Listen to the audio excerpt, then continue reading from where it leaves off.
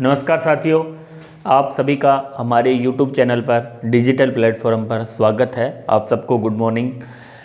पिछले जैसे ही बोर्ड की फाइनल आंसर की जो है जारी हुई है ऑफिशियल, उसके बाद से लगातार एक ही सवाल पूछा जा रहा है कि सर मेरिट है जो कितनी रहेगी, ग्रेड थर्ड में सब्जेक्ट की मेरिट है जो क्या रहेगी। बहुत से सब्जेक्ट हैं इसमें, इंग्लिश है, हिंदी है, मैथमेटिक्स, साइंस है, अन्य जो भी संस्कृत वगैरह पंजाबी जो भी सब्जेक्ट है। तो सभी विद्यार्थियों की एक ही डिमांड है लगातार कि सर इसकी मेरिट है जो क्या रह सकती है। देखो, किसी भी परीक्षा में होने के बाद सबसे पहले जो कोचिंग संस्थान ने जो आंसर की जारी की थी और उसके बाद अभी बोर्ड ने जारी किया, तो एक बात जो सामने आई है, हालांकि हमने आपको पहले भी बोला था ग्रेड सेकंड में भी खास तौर से कि इनमें थोड़ा सा चेंज आता है। 3-4 प्रश्नों में बोर्ड में और कोचिंग संस्थान या हमने जो आंसर की बनाई है उसमें 2-3 प्रश्न या 4 प्रश्न तक अंतर है जो आ जाता है। उसका कारण है कि कुछ ऐसे प्रश्न होते हैं जिनमें जैसे टीचिंग मेथड के कोई प्रश्न है या जीके का कोई एक आधा प्रश्न जो बोर्ड अपने हिसाब से उत्तर उसका मानता है। कई प्रश्न होते हैं ऐसे, हो सकता है उनका भी सही हो और अपनी जगह हम भी सही हैं कि कोई बुक्स है उसमें उसका उत्तर ये दे रखा है, कुछ बुक में वो दे रखा है। तो आप ऑथेंटिक बुक के आधार पर उस पर जो आपत्ति है तो बता सकते हैं। आप 22 से 24 तारीख शायद इसकी आपत्ति की डेट थी, तो वो कोई बड़ी बात नहीं है, उसमें दे सकते हैं।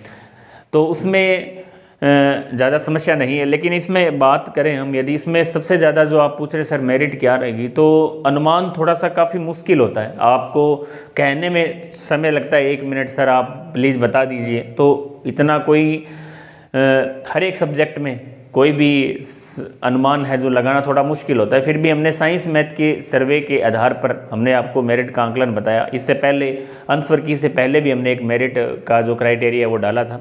आज हम पुनः यदि इसकी बात करें तो इसमें जहाँ तक हमारा अनुमान है, इसमें यदि हम सभी सब्जेक्ट के देखें तो जैसे मुख्य रूप से SST है, हिंदी है, L1 है, संस्कृत है, विज्ञान गणित है, तो इन सब की हम बात करें आज, तो एक अनुमान है जो भी साथी हमसे टेस्ट सीरीज वगैरह में जुड़े हुए थे या हमारे पास जो कॉल वगैरह मैसेज से जो बात हुई विद्यार्थियों से या आसपास के जो विद्यार्थी जुड़े हुए हैं, तो उन सब काफ़ी दिनों से हम इस पर सर्वे कर रहे थे। बहुत दिन जब से एग्ज़ाम हुआ है, जब से आज तक बहुत से साथी स्कूल वगैरह में भी आसपास के जो विद्यार्थी हैं तो वो भी जुड़े हुए हैं। तो उसके अनुमान के आधार पर हमने तैयार किया था भी ऐसा पेपर है और इसकी मेरिट यहाँ तक रह सकती है। बाकी लगभग अनुमान लग जाता है भाई, ये एग्जैक्ट हम नहीं बता सकते कि इसका जो मेरिट क्राइटेरिया क्या रह सकता है। वो आप बताओ सर पॉइंटों में भी, तो ऐसा संभव नहीं है। हम एक आपको बड़ा अनुमान बता सकते हैं भी इसके आसपास है जो रह सकती है।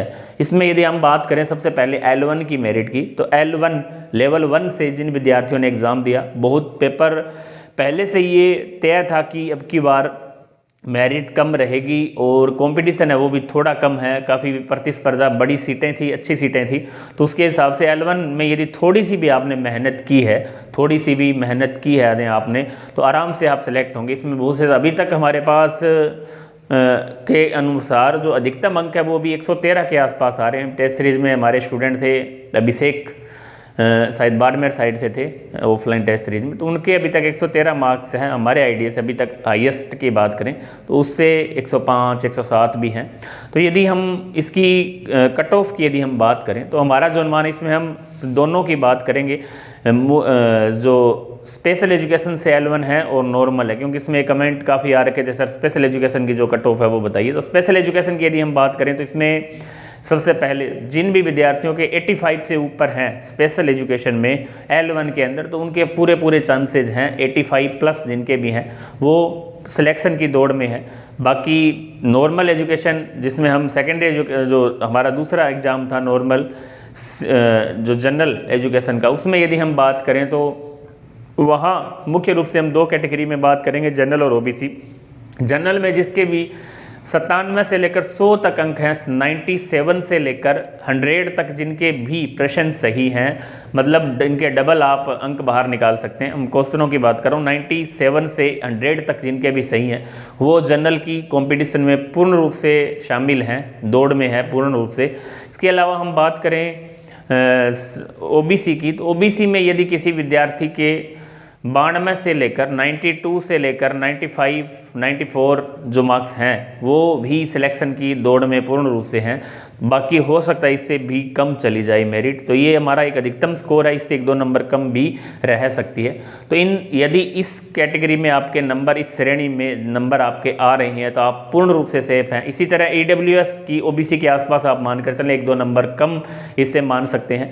महिला जो विद्यार्थी हैं उनमें जनरल से 1-2 नंबर कम, इसी तरह OBC से भी उनके जेंट्स की तुलना में 1-2 नंबर कम रहने की संभावना है। इसी तरह SC के यदि हम बात करें इसमें तो 85 तक भी रह सकती है, इससे भी कम जा सकती है। इसी तरह ST की यदि हम बात करें तो 75 के आसपास या इससे भी कम जा सकती है। तो ये हमारा जो L1 का जो मेरिट है, L1 का जो हमारा मेरिट का क्राइटेरिया है वो हमने आपको बताया है सिंपल लाइन में कि जिन विद्यार्थियों के 97 से 100 तक हैं वो जनरल की कैटेगरी में है। इसी तरह 92 से 95 तक, 92 से 95 तक वो OBC की कैटेगरी में है। इसी तरह यदि हम बात करें नॉर्मल बाकी जो है वो अब SC है, ST उनका भी हमने आपको बता दिया है। EWS की है जो OBC के आसपास रह सकती है। महिला अभ्यर्थी है उनकी जो मेरिट है वो थोड़ी कम रहने की संभावना है, उनसे 1-1 नंबर कम, जनरल में OBC में 1-1 नंबर कम रहने की संभावना है।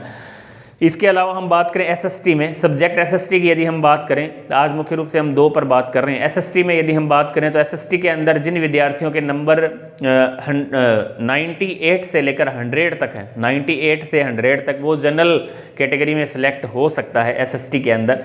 इसी तरह जिनके 93 से 96 तक हैं वो OBC के अंदर सिलेक्ट हो सकते हैं, OBC के मेरिट में उनका पूरी संभावना है सिलेक्शन की। इसी तरह महिला अभ्यर्थी इनमें से 1-1, 2-2 नंबर OBC और जनरल में कम कर सकते हैं। EWS की हम बात करें तो 91, 92 के आसपास रहने की संभावना है। इसी तरह हम यदि बात करें इसमें SC और ST की, तो SC की आप 83 से 85 तक, इसी तरह 78 से लेकर 81 तक ST की संभावना है। तो ये सभी मेरिट हमने आपको जनरल नॉन TSP क्षेत्र की बताई है। TSP क्षेत्र में आप मानकर चलें कि जो पिछली बार मेरिट रही है उससे 10 से 12 नंबर कम, या अभी जो ST की हमने मेरिट बताई है उसके आसपास ही TSP क्षेत्र में काफ़ी कम रहती है, तो आप अनुमान उसके हिसाब से लगा सकते हैं। हमने सभी मेरिट जो नॉन TSP क्षेत्र की बताई है, तो इसमें आपको मोटा मोटा आइडिया हमने बताया है, बड़ा अनुमान है। आप लगभग यदि इस श्रेणी में हैं, आपके मार्क्स इसके आसपास हैं, तो आप सिलेक्शन की दौड़ में है। पूर्ण रूप से आपको कहीं किसी से पूछने की आवश्यकता नहीं है। और आगे की जो तैयारी है, यदि इससे नंबर आपके कम है तो आप आगे की जो तैयारी है वो स्टार्ट कर दें। इसके अलावा हम बात करें मैथ साइंस की, अलग से वीडियो हम डाल चुके हैं मैथ साइंस में, कल हमने डाला, तो उस पर आप जाकर फाइनल कट ऑफ के नाम से है, OPSC लेंस और की के बाद final cut off math science की अलग से डाल रखी है। इसी तरह हिंदी विषय की हम बात करें इसमें, तो हिंदी की मेरिट थोड़ी सी हाई बताई जा रही है। उसका कारण है पेपर थोड़ा ईजी बताया गया है सब्जेक्ट का। तो जिस भी साथियों के 110 के आसपास अंक हैं, 110 प्रश्न जिनके सही हैं हिंदी में, 110 से 112, वो जनरल फाइट कर सकता है। 112 तक मानकर चलें आप, जनरल में भी उसका सिलेक्शन है जो हो सकता है। यदि फिर भी कुछ संस्थान इसकी कट ऑफ ज़्यादा भी बता रहे हैं तो आप 112 तक हमारे आइडिया से सेफ है। OBC में 108 से लेकर 110 और जनरल में 112 से 113 प्रश्न जिनके हैं वो भी सिलेक्शन की दौड़ में हैं। बाकी आप अन्य कैटेगरी का आप अनुमान है जो लगा सकते हैं। इंग्लिश की कट ऑफ है जो काफ़ी कम रहने की संभावना है, वो आप पहले से ही डिसाइड था। इंग्लिश लगातार पिछली बार भी कम रही, अब की बार भी लगभग इंग्लिश की भी बहुत कम रहने की संभावना है। इंग्लिश की हम बात करें तो जिन भी विद्यार्थियों के OBC के अंदर 85 प्लस प्रश्न हैं वो सिलेक्शन की दौड़ में हैं, और जिनके 90 प्लस हैं वो जनरल की दौड़ में हैं, तो आप आराम से हैं जो सिलेक्ट हो सकते हैं। ये सभी मुख्य रूप से सभी सब्जेक्ट की हमने कट ऑफ का जो वीडियो है आपको बताया है। आप कोशिश करें कि इन सब एनालिसिस के बाद हमने ये कट ऑफ है जो तैयार की है विद्यार्थियों से डिस्कशन के बाद, तो आप इस वीडियो को एक रूप से फिर भी बोर्ड जब तक अनुसार की जारी नहीं करता है, जब तक आप इससे थोड़ा जो है इंतज़ार करें। अप्रैल लास्ट तक इसका जो रिजल्ट आ जाएगा। बाकी हम आगे नेक्स्ट वीडियो में फिर आपसे बात करेंगे। तब तक के लिए जय हिंद, जय भारत, जय राजस्थान।